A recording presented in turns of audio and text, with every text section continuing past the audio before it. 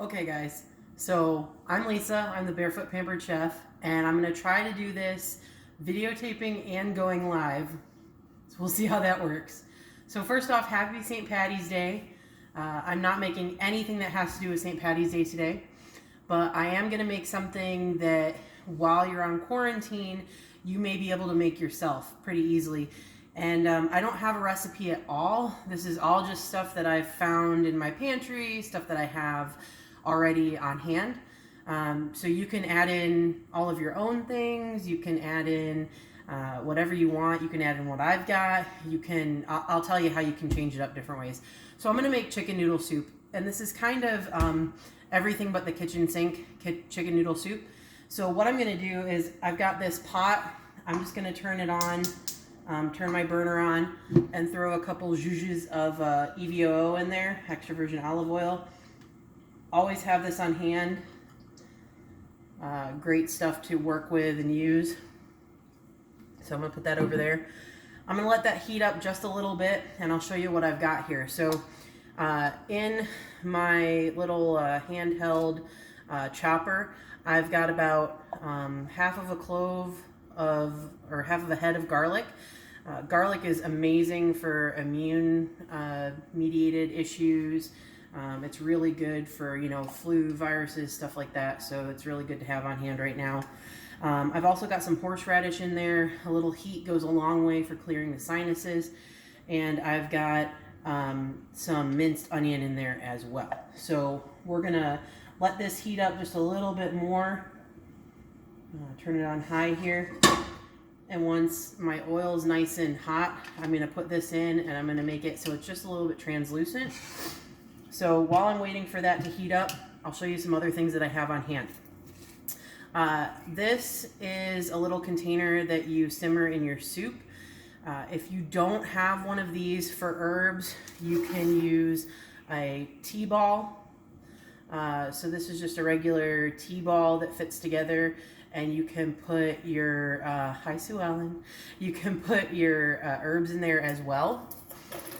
I'm just going to use this. So what I have in there already, I don't know if you can see this, I've got some actual cider mulling spices, which sounds really weird, but star anise, juniper berries, cloves, all of the things that go into your mulling spices or even a Chinese 5-spice are amazing culinary spices, and they used to be medicines as well. So that's something to really think about when we're cooking right now for immunity's sake and for health's sake, is to use a lot of those nice culinary spices. So I've also got a cinnamon stick in here and some dried oregano, because dried oregano, actually oregano oil, has been proven against some different viruses as well. So it's good to have in here. I mean, it's not going to cure you, but it'll at least help.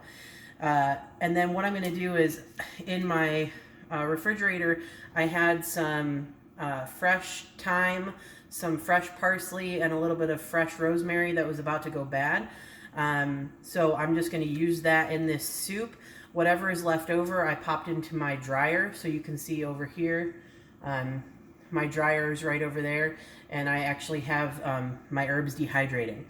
The other thing that we're going to pop in here is a couple of dried, little bit hot peppers. So I'm going to throw those in there. The capsaicin is really good for immunity in peppers. It also gives some good antiviral and antibacterial properties. And I'm going to stick in one bay leaf. So we're going to put all those in there. This is going to come into play later when we put in our broth. And I'll talk to you about broth here in a second. So that's nice and hot. We're going to throw in these onions and garlic. Listen to that. Nice and hot and steamy, and get a nice garlic facial going on here. I'm actually going to turn it down just so I don't burn these. Go really quickly with that. Woo! A little bit too close of a garlic facial there. So that hopefully doesn't burn. What I'm going to use here is, at one point I dehydrated a whole bunch of vegetables, some bell peppers, carrots, corn, peas, green beans. I'm going to throw those in just because they're dehydrated, so I want them to soak up some of that flavor. You can use whatever vegetables you have on hand. If you use them fresh, I would throw them in later instead of right now. And then I've got some dehydrated mushrooms. Hopefully you guys can see those. They're really pretty dehydrated mushrooms. So I'm going to throw those in. I'm actually going to throw all of them in. This is just stuff I had laying around my pantry. I'm going to mix those in really quick. Just let them pick up some of that flavor of the garlic and the horseradish and the onion.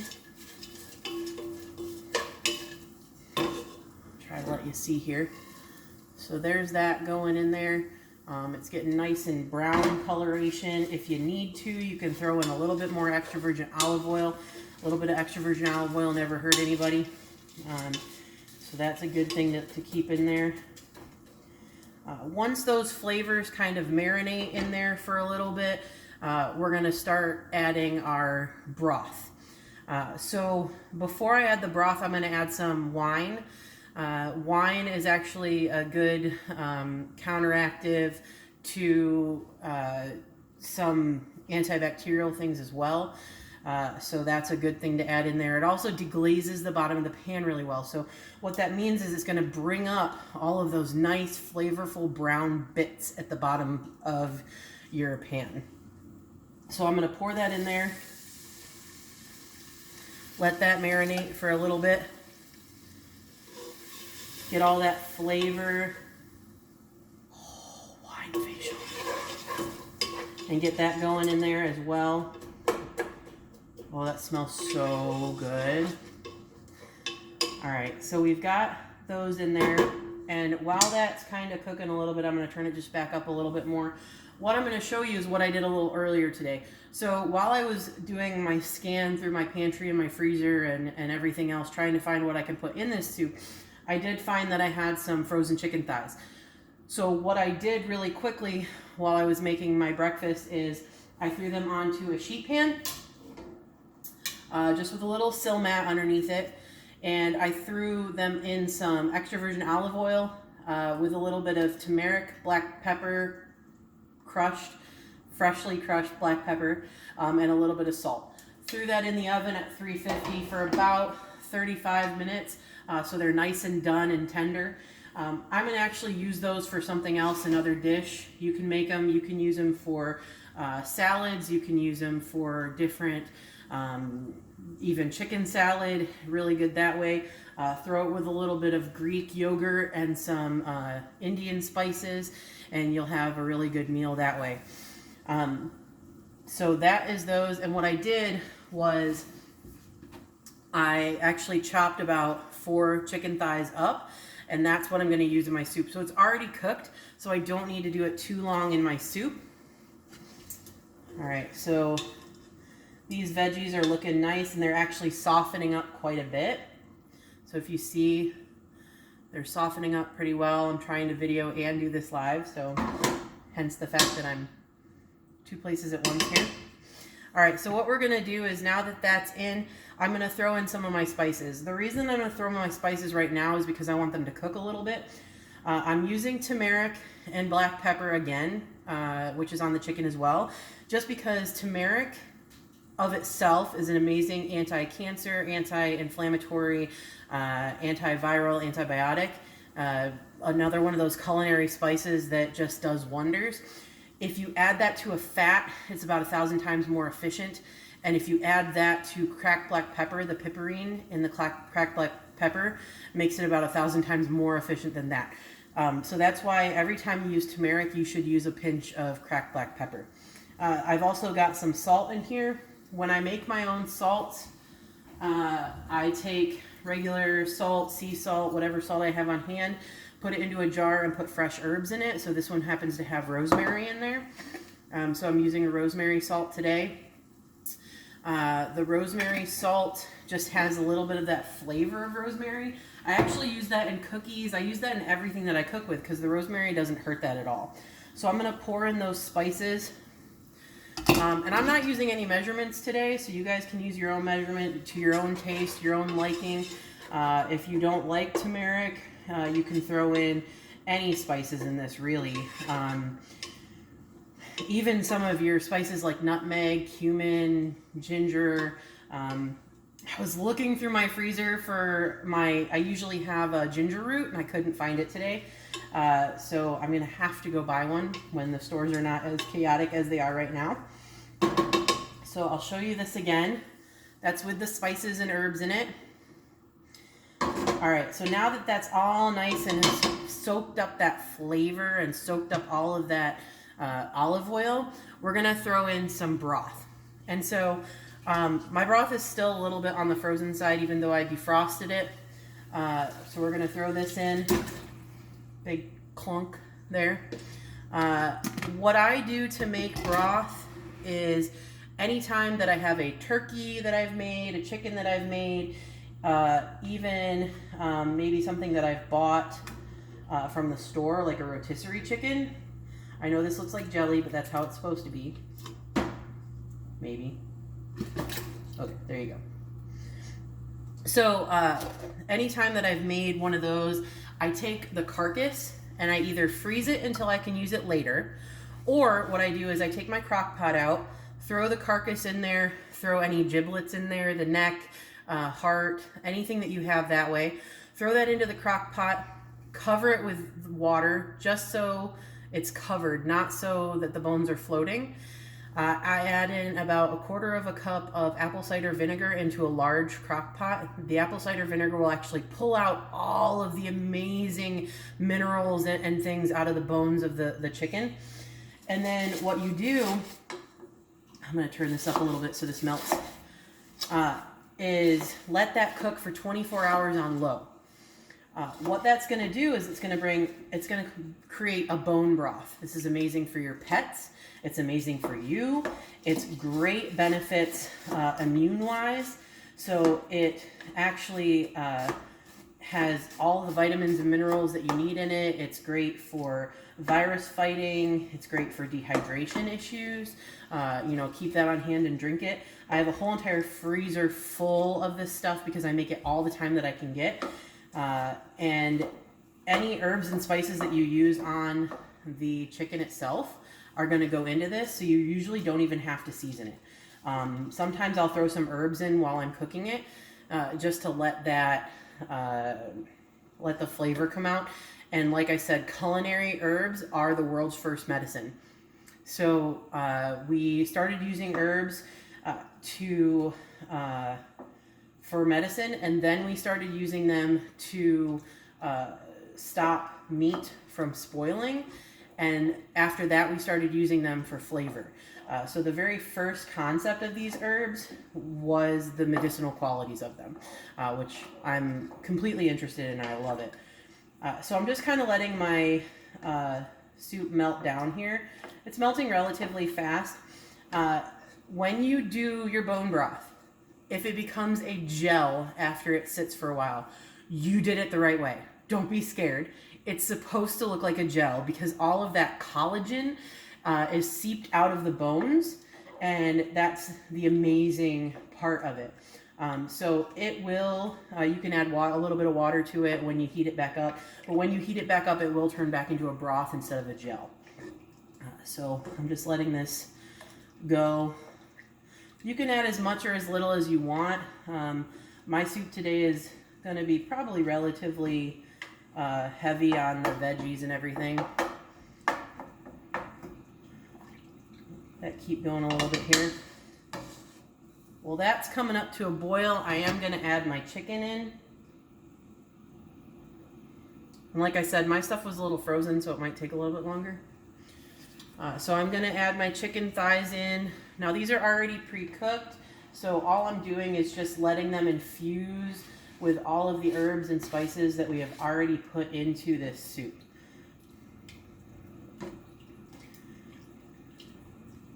So we'll let that go for a second there. And then what I'm going to do is I'm actually going to throw in my little herb packet and let that soak up, all the spices soak up. So I'm kind of going to sink it to the bottom there. So all of my spices are in there. Like I said, if you don't have one of those, you can use a tea ball. If you don't have a tea ball, I actually always keep around on hand some cheesecloth, really inexpensive. Wrap it up in the cheesecloth, throw it in. You can do it without all of that. The only problem is then you're going to have to kind of sift through and get out any sticks if you didn't just throw in the leaves. And like I said, that was some leftover herbs and spices. So the herbs and spices, I don't have to sift through them and, you know, spoon out all of the stems tonight. So that's a good thing. Well, that's going here. I'll show you. I had some egg noodles that I had left over, so I'm going to throw these in. They take about 7 minutes to cook, so I'm not going to show you the whole entire thing, but the egg noodles I'm going to throw in once this comes up to a boil, so it's just like you're boiling regular egg noodles. So we're going to do 7 minutes after that. I also have I threw some couscous at the bottom of this. It's hard to see right now. But yeah, there's couscous at the bottom of it. I had some leftover couscous, dried couscous. It takes about 2 to 3 minutes to cook, but it just soaks up all the flavor anyway, so you can leave that in a little bit longer. So I'll throw that in. The other thing that I have is my amazing friend brought me a whole bunch of beets that she grew in her garden. And I've already finished all of the beets, but what I did was I took all of the beet greens and I put them in my dehydrator.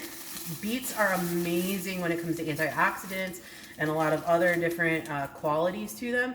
So I have these amazing beet greens that I'm going to throw in. Now those only take a few seconds to cook. It's kind of almost like a kale. So if you had dried kale, regular kale, if you had spinach greens, collard greens, whatever type of green that you want, you can add in at the end of a soup. It's only going to take a few minutes to kind of wilt and cook.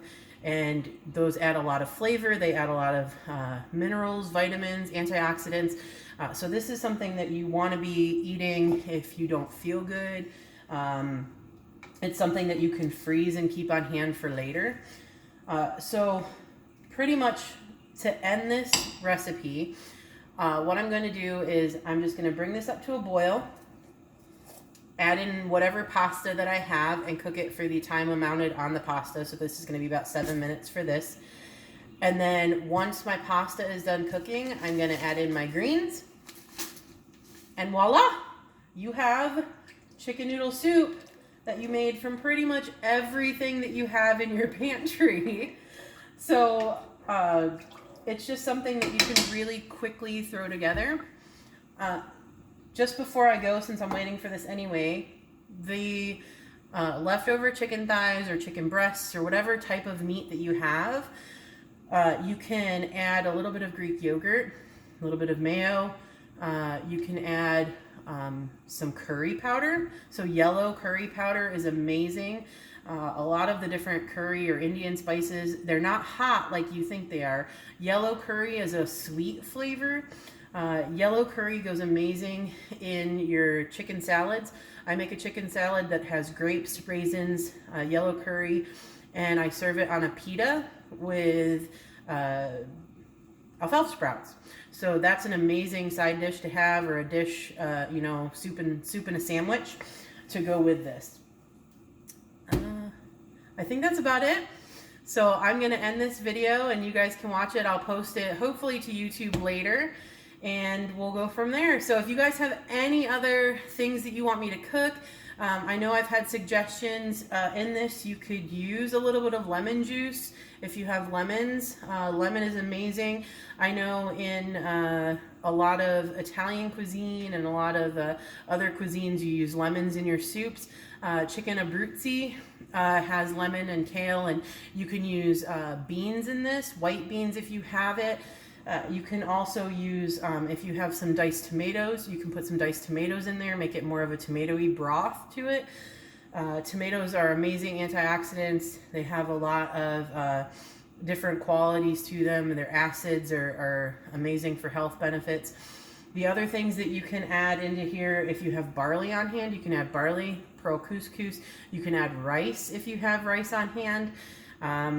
green beans, any type of vegetables that you want to add in here, dry or fresh or even frozen.